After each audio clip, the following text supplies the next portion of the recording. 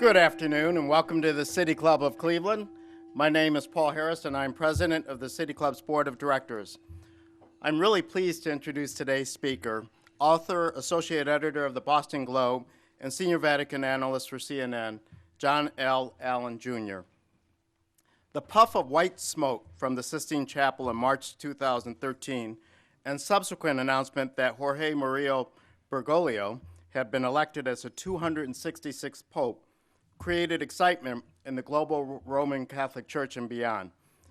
One local manifestation of that occurred at Jesu Church, I'm a member there, I will acknowledge, a Society of Jesus or Jesuit parish in University Heights, Ohio, where when the pastor commented that the Catholic Church had just elected a Jesuit Pope, of course everybody knew, but when he acknowledged it, there was widespread applause. And anyone who's gone to a Catholic Mass fairly often knows that applause only happens at very special times. It does happen, but it's got to be really special for it to happen. The man now known as Pope Francis, formerly the Archbishop of Buenos Aires, is a man of firsts, the first Jesuit Pope and the first Pope from the Americas. As Pope, he immediately displayed a willingness to deviate from tradition and his simplicity, eschewing some of the formality that past popes had displayed. Consistent with Jesuit tradition, he reached out to the poor in striking, humble, and caring ways. And he reportedly made a phone call to a divorced and remarried Argentine woman in which he commented on whether the woman could receive Holy Communion. Now, that reported conversation subsequently resulted in some spin from the Vatican. For the past several decades, John L. Allen Jr. has served as the voice of the Vatican, first as a senior correspondent for the National Catholic Reporter, and later expanded to include CNN and NPR. He currently serves as senior editor of the Boston Globe and its affiliate website. The London Tablet has called Mr. Allen, quote, the most authoritative writer on Vatican affairs in the English language, and renowned papal biographer George Weigel has called him, quote, the best Anglophone Vatican reporter ever, end quote. Got a whole lot of other quotes here, so sorry about that. But veteran religion writer Kenneth Woodward of Newsweek described Mr. Allen as, quote, the journalists, other reporters, and not a few cardinals look to for the inside story on how all the Pope's men direct the world's largest church, end quote. And when Mr. Allen was called upon to put the first question to Pope Benedict XVI aboard the papal plane en route to the United States in April 2008, the Vatican spokesperson said to the Pope, quote, Holy Father, this man needs no introduction, which probably makes you wonder why we're doing an introduction today, huh?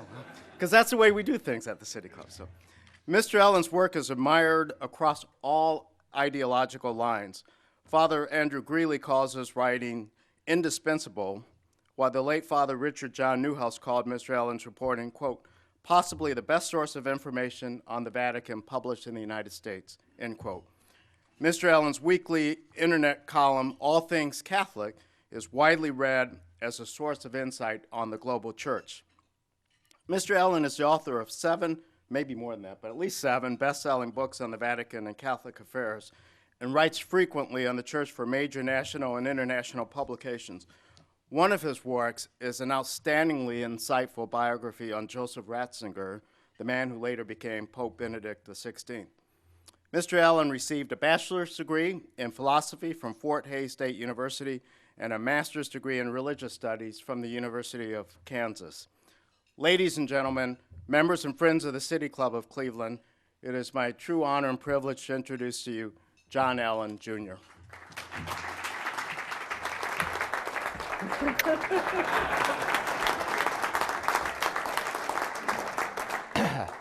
Hello there. Can everyone hear? Is this mic on? Yeah, okay, great. Well, I'm delighted to be here, among other things, because the day before yesterday afternoon, I was sitting in a trattoria in Rome where it is still warm enough you can sit outside on the sidewalk, drinking wine, eating pasta, having one of these leisurely 3-hour Roman lunches where you can kind of feel all the pain of modern life flow out of your system. And so thank you for getting me out of that awful environment and bringing me here for a taste of the weather in Northeast Ohio in December. It's great because I could feel myself going soft, and you're toughening me up. I see now why LeBron James had to come home, huh? I've been asked to talk to you today about the coverage of global Catholicism in the American media market. And if you're like me, before you listen to someone pontificate on a subject like that, I usually like to know a little bit about where they're coming from. In other words, what perspective do they bring to this subject? So I thought I will take just a couple of minutes here up top to say a little something about the work that I do, because that I think will help explain the purchase I have in this subject. So here it is. I am what the Italians call a Vaticanista, which means that it is my full-time professional work to keep an eye on this 108-acre island of ecclesiastical life in the heart of Rome that we call the Vatican, and then use that as a point of departure for trying to track the broader global Catholic story around the world. Now, in concrete, this means a number of things. I lived in Rome full-time for 10 years. I still spend about a third of every year there. And so when I'm in Rome, every day I'm in and out of some office in the Vatican trying to figure out what's going on, although you should know that that generally is not where the real information exchange in Rome goes on. It goes on in settings like this, around lunch and dinner tables. And yes, I am aware that it is a real burden of my office that so much of it is done over lengthy Italian meals, but I want you to know I am over there carrying the cross for all of you, okay?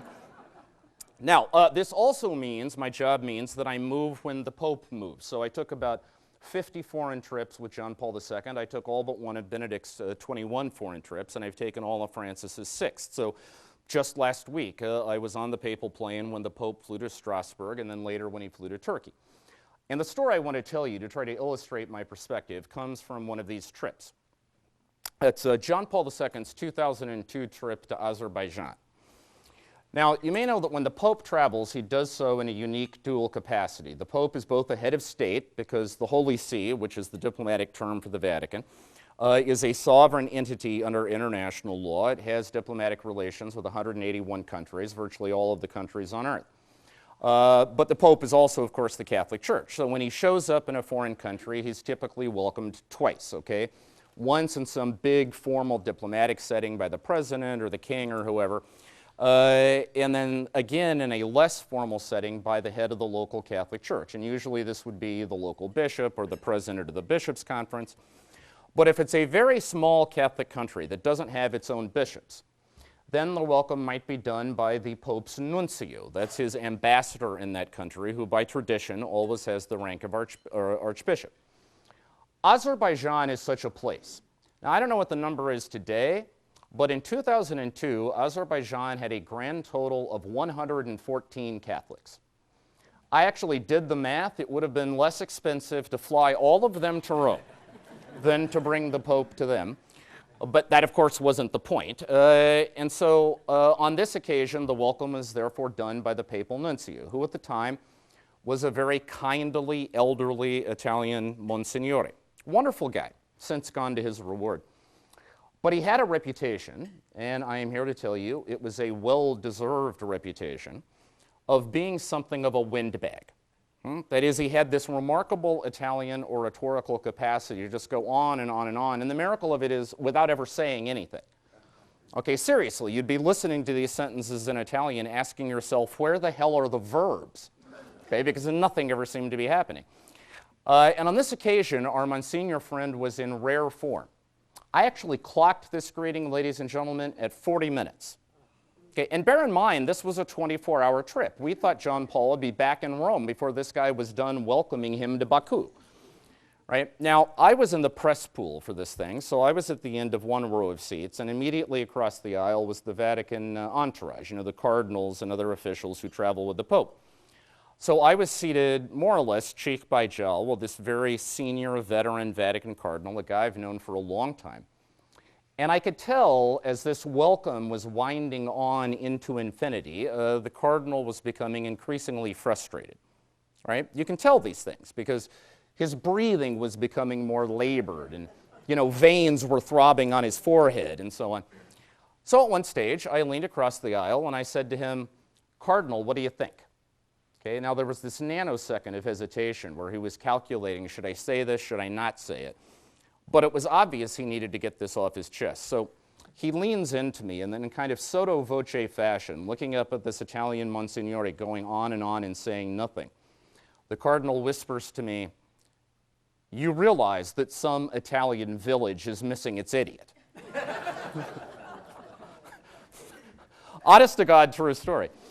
Now, in addition to being a once-in-a-career punchline, I think this story makes a valuable point, which is that only seen from afar could the Vatican look like a sort of Stepford Wives environment in which everyone dresses alike and talks alike and acts alike and thinks alike.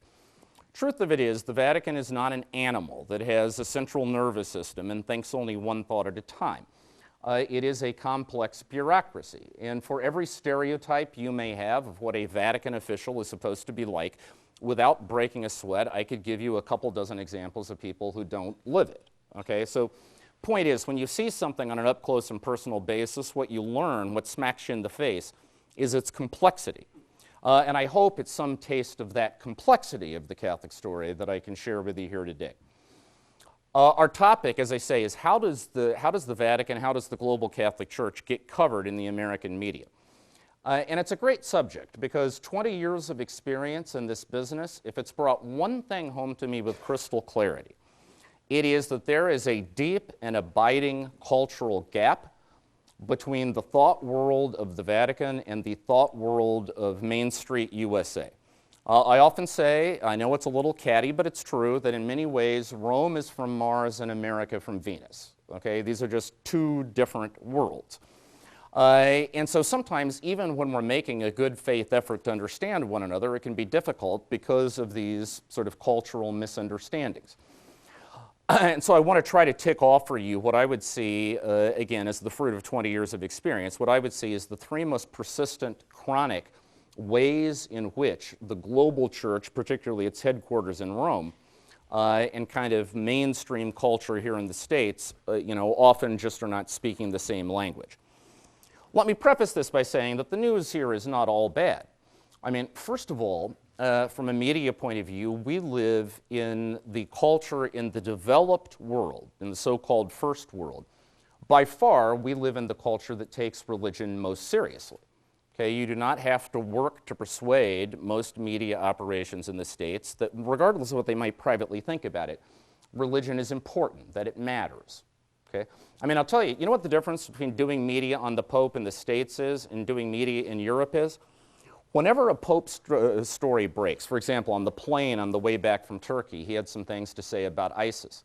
Okay? When I do media in Europe, the first question always is, why should we care what the Pope has to say about anything? Okay, and you have to work through that before you can get to the substance of the story. You don't have to do that in this media environment. Okay, that's a positive thing. Secondly, the American media, there are extraordinarily talented religion writers at our big dailies. And we're also blessed in the United States with the fact that we have a vast galaxy of specialized Catholic media outlets, which often do some remarkably good work. And they come from a variety of different points of view. So there are a lot of voices in the conversation, and there are a lot of eyeballs on the story, and that's all to the good. Very few other Catholic cultures in the world can say that. And further, my experience is that Americans generally tend to find the Vatican very interesting. They certainly find this Pope interesting. I mean, I'm sure I'm not telling you anything you don't know. Do you know that the most recent Gallup USA Today poll says this Pope has got an 88% approval rating among Americans generally and a 91% approval rating among American Catholics? Now, think about that. Put that in the context of what everyone in this room knows about how badly divided the Catholic Church in this country is on virtually everything. I mean, the truth of it is, under ordinary circumstances, it would be tough to get 91% of American Catholics to agree that today is Wednesday. Okay? You know, who are you to impose your sense of time on me, right? That kind of thing. And so in that context, this is staggering. Or, you know, think about all the magazine covers that Pope Francis has been on. I mean, you know, Times, Person of the Year. I mean, the Rolling Stone, for God's sake. And yes, I did buy 5 copies for my mother, if you're old enough to get the reference. Do you realize he was Esquire magazine's best-dressed man for 2013? Do you know who finished second? George Clooney. All right, this is how you know you've arrived as a media icon, right? So there is a fascination with the institution, and there's a fascination with this man, and those are all good things. It means that there is a great deal of attention and conversation about the church and about the Pope. That said, that conversation is often hobbled by some very basic impediments. Okay, and so let me try to lay out for you what I would see as the three most basic of those impediments. Tick them off first and then I'll unpack them. Differing conceptions of America's role in the church, differing conceptions of time, and differing conceptions of law. Okay, let's start with America's role in the church. As Americans, we are accustomed to the idea that there is no zone of life on the planet in which the United States is not a lead actor, if not the lead actor. Okay, in politics, in economics, certainly in military affairs. Right? We have imbibed with our mother's milk the notion that the United States is the indispensable nation. Okay? We are the 800-pound gorilla, okay, of global affairs. Perhaps we would all concede that is slightly less true in the early 21st century than it once was, but nevertheless, that still shapes our imagination of the world. Ladies and gentlemen, let me give you some basic Catholic math. Okay? As of today, December 3rd, 2014, there are 1.2 billion baptized Roman Catholics in the world, and there are 67 million Catholics in the United States. What that means is that American Catholics represent exactly 6% of the global Catholic population, 6%. Put another way, 94% of the Catholics in the world, in important respects, are not like us. And by the way, if you ever wonder why the Pope is not thinking American thoughts when he gets out of bed in the morning, this might have something to do with it. You know, it's a much bigger and more complicated church out there. And it's not just population numbers. I know there is an inclination to think, well, you know, okay, maybe we're only 6% of the population, but we're certainly much more of the Catholic money out there. Well, that's true. Okay, each year Americans probably contribute about 25% to the Vatican's annual operating budget. And if you wanted to compile a list of seminaries around the world that have been built with American money, cathedrals remodeled, hospitals and schools put together with American resources, yeah, it would be an awfully long list. But even there, we are not the only and not even the primary actor. There are other deep pocket Catholic churches out there. The German Catholic Church, for example, because they have the church tax in Germany, is the country's second largest private employer after Volkswagen. And it operates a series of foundations supporting the church in the developing world, such as Miserior and Adveniat, that are infinitely larger than any similar operation that the Catholic Church in the United States has. So I guess what I'm trying to bring home to you, ladies and gentlemen, is a very simple point. If you want to think intelligently about the Catholic Church in our time, if you want to, and it's your choice, but if you want to think intelligently about the Catholic Church in our time, you simply cannot do that exclusively through the prism of American instincts, American experiences, and American priorities. That simply does not do justice to the reality of who we are. Now, where this becomes a media problem and where it becomes a cultural problem is the assumption that we tend to make that if something is an issue in for Catholics in the United States, therefore it has to be an issue everywhere. Okay? And if we don't see the Vatican or we don't see the global Catholic Church scrambling to respond to our perceived priorities, then automatically we interpret that through the lens of denial, okay, or the lens of disagreement. So, for example, if there is a crackdown on nuns going on in the Catholic Church in the United States that we believe raises larger issues of the role of women in the church, and we don't see absolutely everybody else on the planet in Catholic circles responding to that, then we assume that they are somehow in on the conspiracy, you know, or in denial about the reality of what's happening. God's honest truth, for the most part, is it's just not on their radar screen because they have their own issues. Okay? I'll give you a practical example. The Pope in October just convened what's called a Synod of Bishops, a kind of summit of bishops from around the world, in this case to talk about issues related to the family. Now, Europeans and Americans wanted to debate homosexuality, and they wanted to debate the question of communion for divorced and civilly remarried believers. Those were the big first world issues. Do you know what the Africans wanted to talk about? They wanted to talk about polygamy. Because in their backyard and in their cultures, that is a very real problem when it comes to the sales pitch for Catholic teaching on marriage. Now, that may seem quaint or exotic or irrelevant to you. It sure as hell isn't to them. And frankly, a lot of our concerns strike them as quaint, exotic, and irrelevant. Okay? And the Vatican, of course, has to make policy not just for us, but for the whole church. Okay, so what I'm telling you is that if you don't see people getting in a full upright and locked position on American issues right out of the gate, it may not be because they don't care or that they're in denial. It may be because they've got their own fires to put out. Okay? Okay, that's insight number one. Insight number two, differing conceptions of time. Okay, and this is where you really trip across the cultural gap, okay? I mean, you know what the concept of time in the United States is, right? Concept of time in the United States is we are a culture of instant reaction to everything. Okay, if you've got a problem Thursday morning and you don't have a solution to it by Thursday afternoon, there are only three possibilities, logically speaking, that Americans recognize. Okay, one, you were in denial. Two, you were part of the problem. Or three, you're in on the cover-up. Okay, those are the only three possibilities we will recognize. Okay, whereas the Italian model, the Roman model, is that if you've got a problem Thursday morning and you think you've got a solution Thursday afternoon, then you have not thought nearly long enough, that this is a prescription for going off half-cocked. I mean, jokingly, I sometimes say that the working model of the Vatican is talk to me on Wednesday and I'll get back to you in 300 years, you know? Or to put the point differently, if you ever hear that the end of the world is coming, go to Rome because it will get there last, I guarantee it, okay? Not built for speed, okay? Now, the point for right now is not that one of these models is right and the other is wrong. It's just they are clearly different, okay? And so, whereas the American instinct is to immediately leap into action, the Italian, Mediterranean, Roman, and therefore to some extent the Catholic instinct is to go slow and to think your way through things. There's this wonderful Italian verb, approfondire, which means to make something deeper. And the default Vatican setting in response to any problem is dobbiamo approfondire il discorso. We have to deepen the conversation, okay? And so a lot of things that we will interpret as denial or as insensitivity are interpreted on that side of the water as simply a desire to come up with a mature response. Now again, that's not to defend either side of this equation.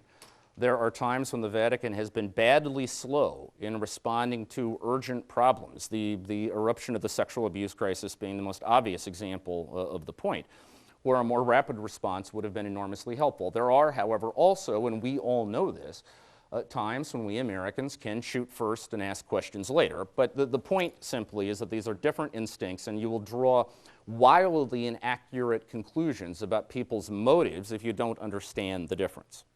Okay? Finally, third, different concepts of law. There's a writer by the name of Christopher Dawson who has a wonderful essay about the difference between Anglo-Saxon concepts of law and the difference between Mediterranean concepts of law. And basically, Dawson's argument is that for Anglo-Saxons, law is for the spiritual couch potato. That is, it's a lowest common denominator form of civic morality. It's what we expect everybody to do all of the time. Okay? For Mediterranean cultures, however, Dawson says, law is for the spiritual marathon runner. It's for the spiritual athlete. In other words, they describe, laws are crafted to describe an ideal state of affairs. And built into that is the assumption that real people under the real circumstances of ordinary life are going to come, varying degrees of closeness to it depending on what they're capable of. If you want to see this Dawsonian vision of Mediterranean law in action, go to Italy sometime and watch how Italians handle traffic laws, okay? I mean, you'll find their guidelines, their suggestions. They are not hard and fast rules of behavior, okay? And this concept of law has found its way into the church. Because after all, the Mediterranean and the Italian culture has been the sort of crucible shaping the internal culture of the church for centuries. And so, where this becomes a media problem is that, we hear about some new edict from Rome, some new decree or whatever. Anglo-Saxons go nuts because our working assumption is there's going to be some kind of police action that is going to follow this edict and people are going to be forced to follow it. Because for us, our concept of law, if we find lots of people are not following a particular law, for us it is a crisis. Okay? Either there has to be a crackdown or the law must be changed, but mass disobedience to a law to us is just unthinkable. It's like the apocalypse is around the corner. Okay? This is not how the Mediterranean mind works. Okay? There's a wonderful Italian saying, le leggi vengono scritte come se gli uomini fossero angeli. Laws are written as if men were angels. They describe a Platonic state of affairs, okay, and a Platonic ideal. And then we assume that, that people will make realistic judgments in concrete circumstances as to how they apply. Now, in terms of how this plays out, I was at a book presentation in Rome not long ago where a very senior Vatican official was speaking, and he gave a classic, I think, illustration of this distinction between law and application of law. Because there was a Q&A after the presentation, and there was an Italian woman who got up and said, Eminenza, Your Eminence, I was in a broken marriage, and we got divorced, and then I got remarried, and I'm struggling faithfully to, live that marriage and to do what the church wants me to do. She said, my pastor told me that it would be okay for me to come forward to receive communion, but I'm a little uncomfortable with that because I know what the rules are. Can you please give me your advice? And he said, all right, first, let me answer your question as an official of the Holy See. As an official of the Holy See, the answer is clear. Okay, the discipline of the church on this point is clear. If you are divorced and remarried and you have not had an annulment, then you are not eligible to present yourself for Holy Communion. Said, now, let me answer that question as a pastor. Said, as a pastor, I can't presume to judge what's in your heart and what's in your soul and what the internal realities of the situation that you're living through are. You're going to have to, in consultation with your pastor and in your best effort, make a judgment in conscience about what the right thing for you to do is. That's the difference between the law and the application of the law. I think in reporting on the Vatican and the American media in particular, shaped by Anglo-Saxon concepts of law, we do a great job of reporting the law. We often don't do nearly such a hot job of reporting the elasticity in pastoral application. You want another example of the point? I remember a number of years ago, the Vatican brought out a new document about the admission of homosexuals to seminaries, the gist of which was that if you have a prevalently same-sex attraction, then you should not be admitted to a seminary, and if you follow that logic to its conclusion, of course, it means you should not become a priest, right? And that kicked up a lot of dust in the United States. People were complaining about it and so on. I was out to lunch a couple weeks later with the guy who had been responsible for the document, and he asked me, so how's this playing in the States? And I said, well, to be honest with you, I think the reactions are mixed. I think, there are a lot of seminary rectors and formation people in religious communities who worry that they have good people in the pipeline that they think are capable of making a fully mature commitment to the priesthood, but who may have this orientation. And the guy's answer was, well, then, obviously, what you do in those situations is you make a prudential judgment that the document doesn't apply in that case. What you don't do is call a press conference and bitch about it. Okay, that's Roman psychology for you. Okay? My point is there's an elasticity, a flexibility, a realism built into to Vatican law and to Catholic law generally that I think often doesn't come across in some of the reporting. Okay? We could go on cataloging impediments, but I hope this is enough to make the point that this is a complicated relationship between two very different cultural worlds, and the substantive issues are hard enough to work our way through that they don't need to be junked up with a lot of mythology and misconceptions and kind of bogus assumptions about the other party in the conversation. And if we can work our way through some of those impediments to understanding, then at least we can be sure that our conversations are focused on the real issues.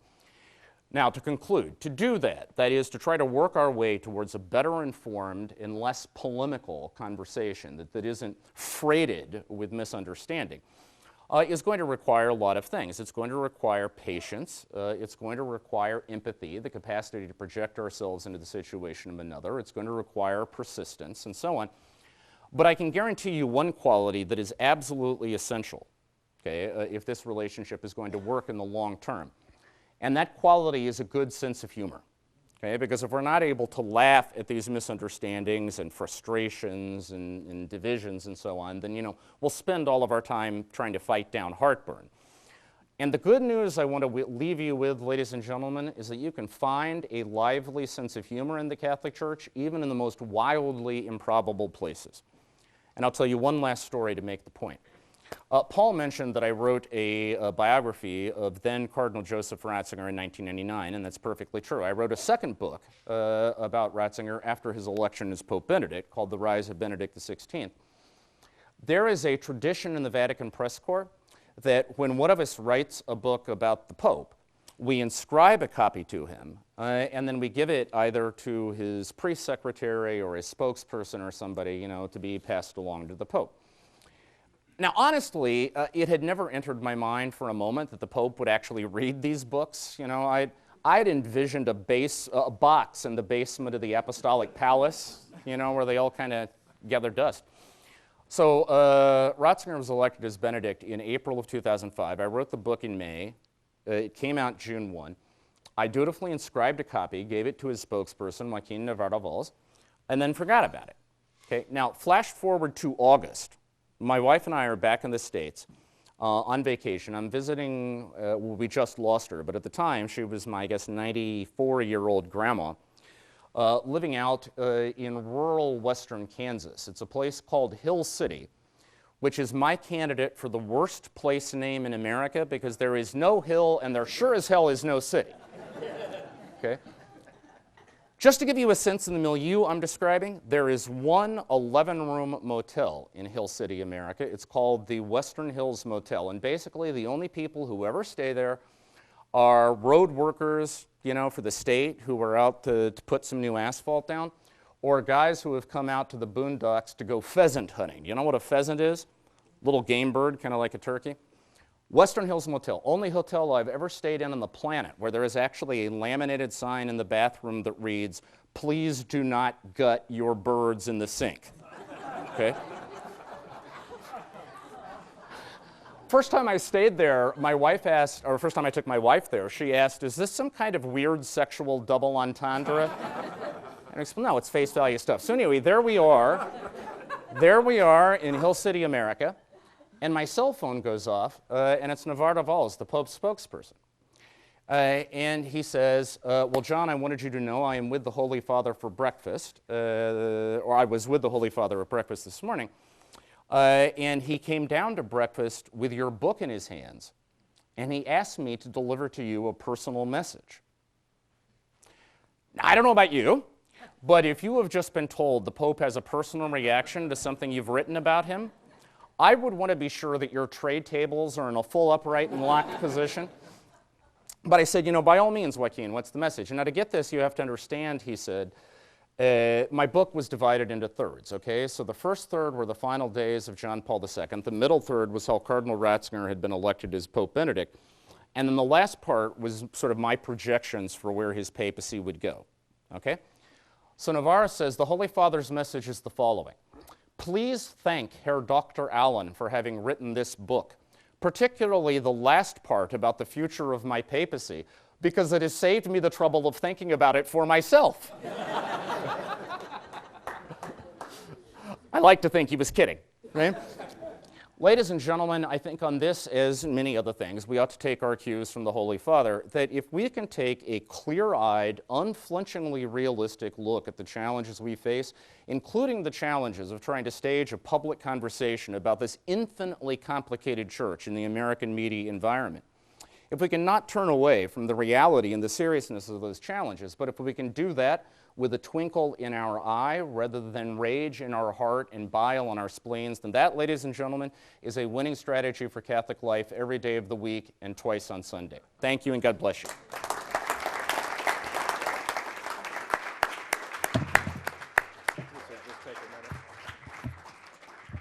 Well, today at the City Club of Cleveland, we are truly enjoying a special forum featuring John L. Allen, Jr., author, associate editor of the Boston Globe, and senior Vatican analyst for CNN. We're going to return to him momentarily for our traditional City Club question and answer period, so start formulating your questions now, please, and try to keep them short and to the point.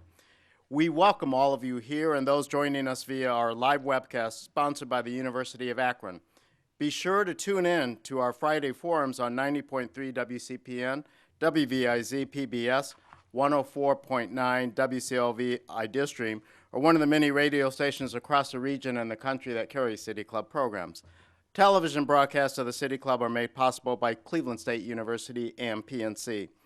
This Friday, December 5th, the City Club welcomes Dr. Kazuyuki Katayama, Consulate General of Japan, in Detroit, and he's going to discuss why Japan still matters.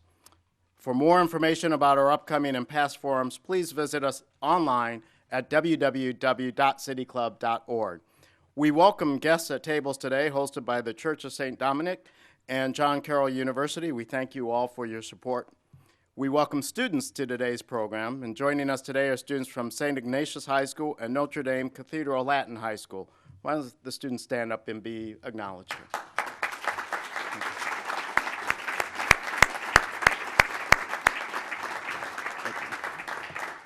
Student participation is made possible by a generous grant from the Mary Jane Spa and Charles E. Spa Charitable Trust. We thank you for your support. And now, as promised, it's time for a traditional City Club question and answer period.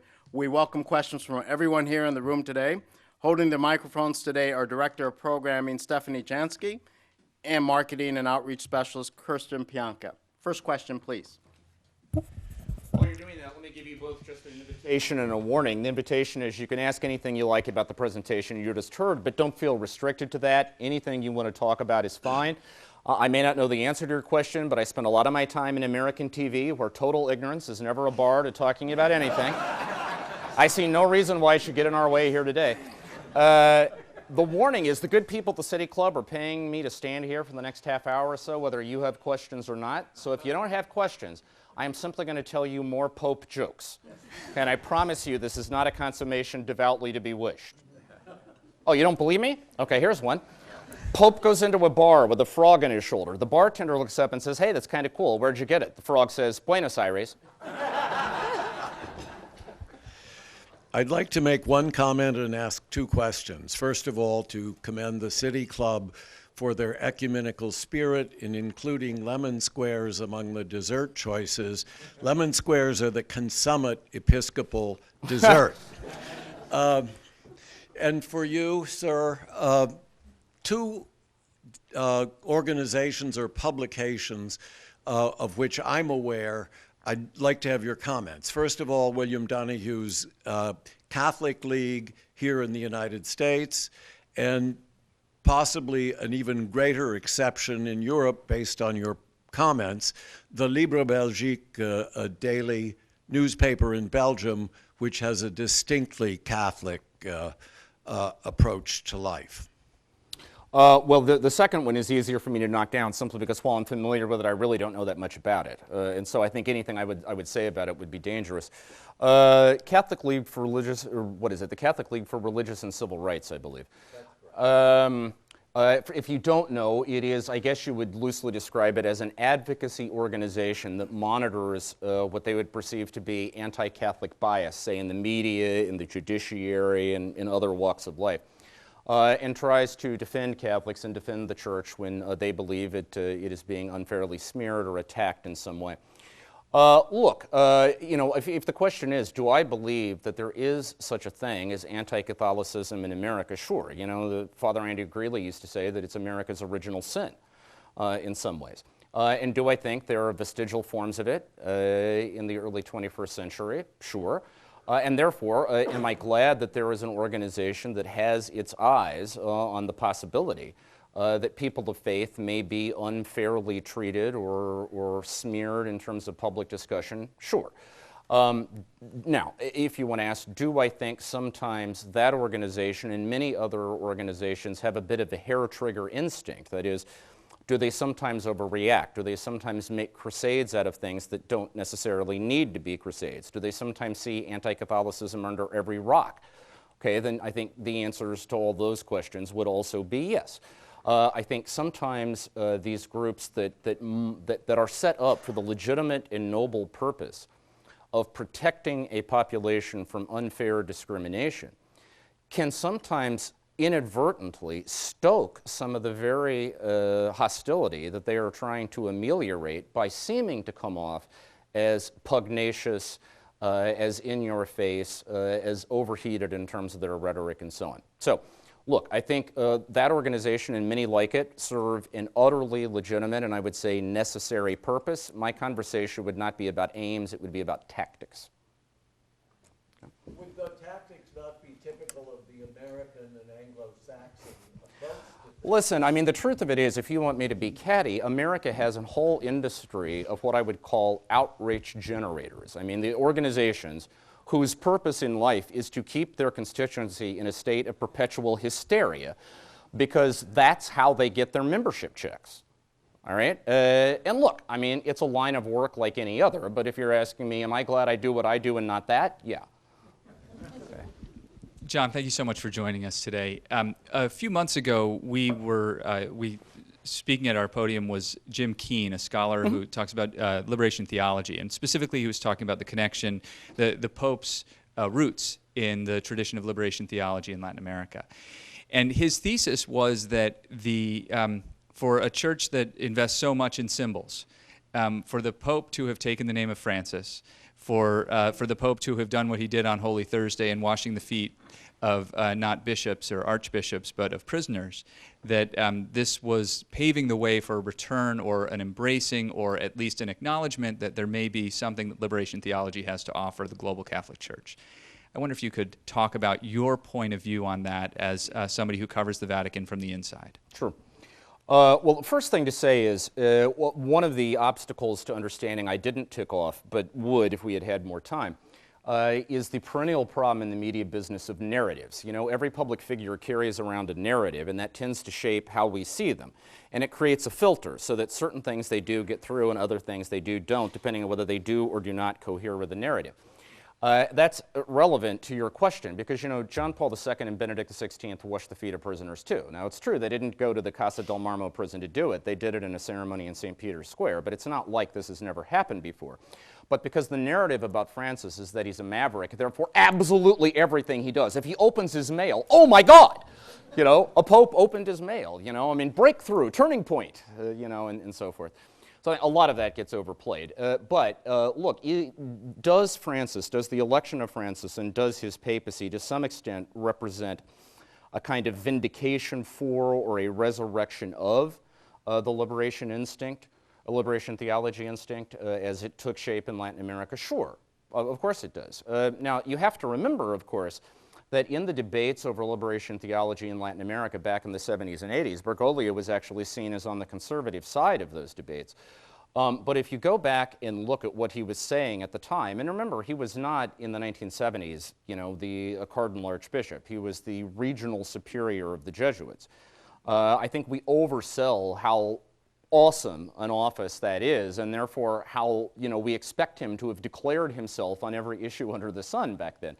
But, you know, this is one case where he does have a track record. And if you talk to people who knew Bergoglio then, what they will tell you is that his issue was never with the option for the poor, that the church ought to have a real commitment to standing with the poor. I mean, his Copernican revolution as the Archbishop of Buenos Aires was that with respect to the vicias miserias, that is the slums where the poorest of the poor live, instead of having priests live in rectories downtown and go to the vicias, he wanted priests living in the vicias and then coming downtown once in a while if they had to.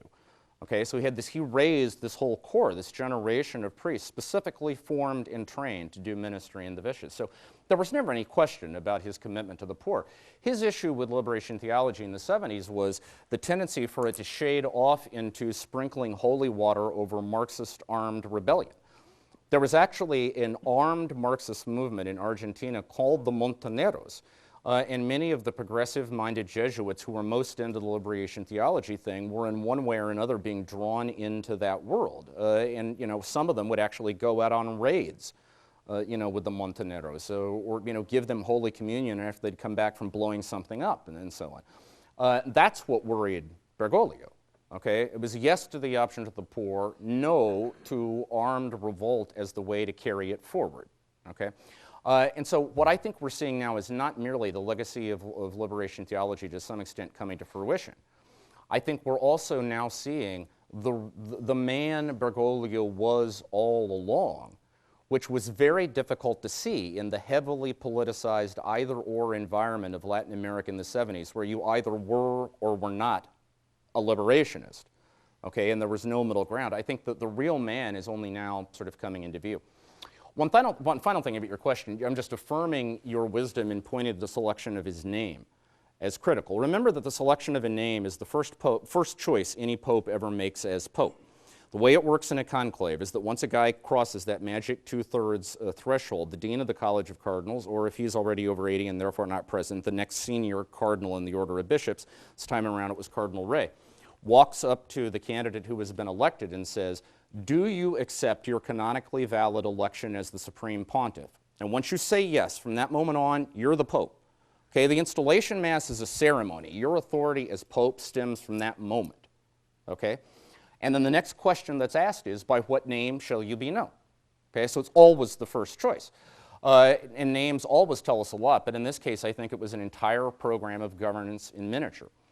And it also told you a great deal about the man, because, you know, I'd actually interviewed church historians over the years who had sworn until they were blue in the face that there could never be a Pope Francis. They would say there are 3 names no Pope can ever take.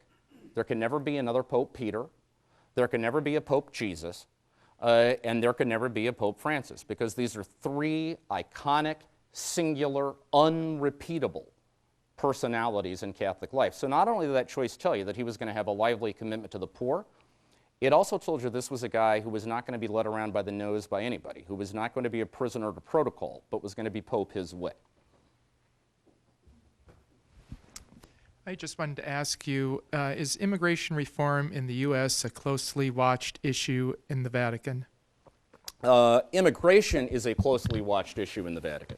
Now, if you ask them precisely where does the American legislative proposal for immigration reform today stand, the Americans there, at least the ones who got up this morning and, you know, read the New York Times today online, probably could tell you that. I doubt anyone else could. That said, first of all, it is very clear that immigration in a particular way is near and dear to the heart of this Pope. Remember, he is the child of immigrants, okay, Italian immigrants into Argentina. Okay? So he knows the immigrant experience from the inside out. In terms of his conception of the social gospel, outreach to immigrants is absolutely at the core. Bear in mind, do you know that the very first trip he took outside of Rome, people think it was the trip to Brazil for World Youth Day. It wasn't. The very first trip he took outside of Rome was on the 8th of July, 2013, when he went to the Italian island of Lampedusa. Now, I don't know if you know what Lampedusa is, but Lampedusa for Europeans is what Nogales, Arizona is to Americans, okay? It's the primary point of arrival for immigrants. Okay, in this case, we're talking about impoverished migrants from Africa and the Middle East who are trying to get across the Mediterranean. Lampedusa is an island in the southern Mediterranean. They're trying to get across the Mediterranean, and they wash up there, and then they spend a few months in detention centers, and they request asylum status or whatever, and they're hoping to be able to get up to France or Germany or Belgium or wherever they're going to go. Over the last 20 years alone, 20,000 people have died trying to make that crossing, booking passage on these illegal, rickety, overcrowded, unsafe boats. 20,000 people. If you ever want an index of the desperation that poverty will drive people to, there you have it. Okay? And Francis went there on that occasion to lay a wreath in the sea in commemoration of those who had lost their lives, to condemn what he called a globalization of indifference to immigrants, to pledge the Church's support for solidarity with the immigrant community. And it was the first time he rolled out what has become one of the standard rhetorical tropes of his papacy, which is this contrast between what he calls a throwaway culture on the one hand, that is a culture in which whole categories of people are regarded as basically disposable, and then a culture of welcome or a culture of encounter on the other, which he believes the world is called to become and the Church is called to model. So listen, I mean, in the Holy See and in the bishops' ranks around the world, it has become abundantly clear to everyone that under this Pope, immigration is a priority, okay, and concern for migrants is a priority. I want to amend my initial answer to you slightly. Today, most people in the Vatican wouldn't know the details of American immigration reform. You know when they are going to know them? Next fall, because the Pope is coming here in September. He's going to be spending 3 days in Philadelphia, a day and a half in New York, and a day in D.C., at least, that we know of. The details of the program are still being worked out. I guarantee you he's going to want to be briefed on where things stand in terms of immigration policy ahead of that trip, and there is still an outside possibility that Francis may bundle that trip to the States with a brief stop in Mexico, in part to go to Mexico, but in part because he also wants to go to the U.S.-Mexican border and basically do an American Lampedusa, perform the same kind of symbolic gesture he did in Lampedusa and deliver the same kind of statement.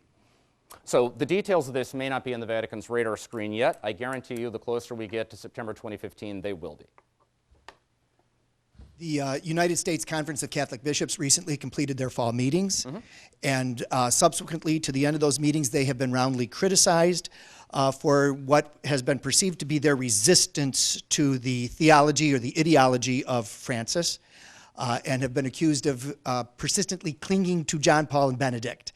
And as a matter of fact, I think it was in the NCR that they said that they have failed to reform their 5-year agenda. I think they're into it for 2 years, and that they plan to continue that 3 years out, and then maybe they'll look at Francis. I wonder if you can just talk about the United States Conference and the U.S. Bishops' response to Francis. One of the great things about not working for the National Catholic Reporter anymore is that I don't have to carry the weight of those editorials, which I never wrote. Okay, I don't have to carry them around on my shoulders anymore. Look, you remember what I said about the Vatican up top and how the Vatican's not an animal that thinks only one thing. It's a complex bureaucracy. I would say the same thing about every other category of life in the church. I mean, I find it very difficult to talk in sweeping generalizations about what the bishops think or what American nuns think or what young priests today think. I mean, you can spot trends if you want, but I mean, all of us who have been around know that those stereotypes go home to die as soon as you put them up against concrete flesh and blood people. I mean, think about it in the United States. We've got 196 dioceses, archdioceses, and eparchies in this country, which means we've got 196 diocesan ordinaries. You add in the auxiliary bishops, you get to about 240, and you add in the emeriti, that is the retired guys, you get to around 320. They do not all think the same thing, okay? Are there some bishops in the conference who theologically and politically would be more conservative and therefore uncomfortable with some of the things they have been seeing and hearing? Sure. Just as for the almost 27 years of John Paul II, there were guys in the conference who were more liberal, and for the 8 years of Benedict, guys in the conference who, I mean, this notion that this is the first, again, back to this whole ridiculous thing we have of everything that's happening with Francis is happening for the first time. I mean, dear God, this is not the first time we have seen resistance to a pope. Okay, we've had 266 successors to St. Peter, and I'd be willing to go out on a limb and say there has been resistance to all 266 of them. Okay? So are there some elements in the conference that are a little bit ambivalent? Sure. Are there others that are more enthusiastic and supportive? Sure. I don't think that dynamic is any different today than it was 19 months ago. Okay. I guess I would add to that just a couple other quick thoughts. One, I think, is that some of these tensions about whether the American bishops are or are not on the same page with Francis are going to continue to become more and more and more intense in terms of media attention the closer we get to the papal visit next September. It'll become a constant storyline. Just know going in, the situation is going to be a lot more complicated than we make it sound. Okay? It's just a basic fact of life. Second thought is that, you talked about how these guys wanted to cling to John Paul II and Benedict rather than Francis. Well, that to me assumes, the premise of that observation is that there's some kind of radical contrast between John Paul II and Benedict and Francis. Look, I'll grant you, there's no doubt the people who are running the show in the Vatican now and the kinds of bishops that are being appointed now are a little bit more centrist than were being appointed during the John Paul and Benedict years. No doubt that's true, okay? And that the internal climate of the church is a little bit, what word would we use, more relaxed maybe. That is, there's a little bit more of a kind of let it all hang out spirit now than there may have been. But the idea that there is some kind of radical disjunction among these three figures, or between the first two and the third, to me just founders on the shoals of reality. I mean, Francis has been Pope for 19 months, and he has not changed a single comma in the Catechism of the Catholic Church, and there's no indication he plans to do so. He never misses an opportunity to praise his predecessor, Benedict XVI. And by the way, back to the problem of narratives, poor Benedict also never got credit for a lot of the stuff that Francis wins applause for. I mean, okay, this whole thing about him packing his own bag, after he got elected, going back to the Casa del Clero and packing his own bag and then taking it back to the Santa Marta. Do you know what Benedict did the day after his election? He went back to his apartment in the Piazza Leonina. He packed his own bag and carried it back to the papal apartment with him. And before he did that, he went around to knock on the doors of the 4 other apartments in this building, not to say goodbye to the cardinals who lived there, because he knew he'd see them again, but to say goodbye to the nuns who did the cooking and the cleaning and thank them for being such good neighbors. Okay? Now, with Francis, the very same act basically becomes part of the papal myth. With Benedict, it's a dead letter the moment it happens, and this is because the narratives dictated, how we saw these two men. So I'm also guaranteeing you, in the run-up to the Pope's trip to this country, there will be a lot of commentary trying to set up a kind of opposition between him and John Paul II and Benedict. And look, there are points of contrast, and it's legitimate to tease that out, but it's going to be radically oversold, I think, both at the personal level and also at the policy level. Okay? John, in this country, left and right are locked in what is politely called gridlock. It's more of a Mexican standoff or mortal combat, especially inside the Beltway. What's the relationship between the liberal and conservative factions of the church inside the Vatican?